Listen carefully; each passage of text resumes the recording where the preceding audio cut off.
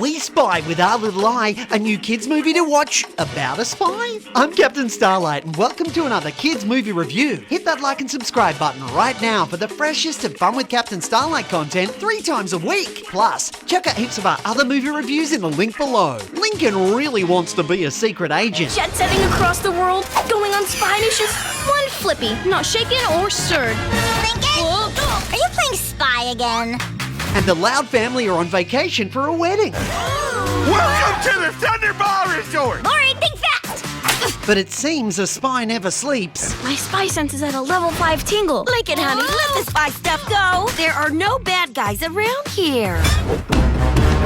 Dang it. Suddenly, Lincoln's on a real top secret mission to save Gran. I will rule the world! Lincoln's ridiculous story is true?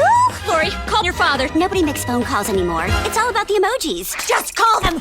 Now it's up to the Loud family to get her back. We form a spy team and go into the jungle to save her. We are so not secret agents. Yeah, Lori can't even catch. Ow! No, but I am. Join Lincoln and the Loud family as they save the world, So dramatic! solve traps and puzzles, Lincoln? Dang it. and make us laugh. No fart spray.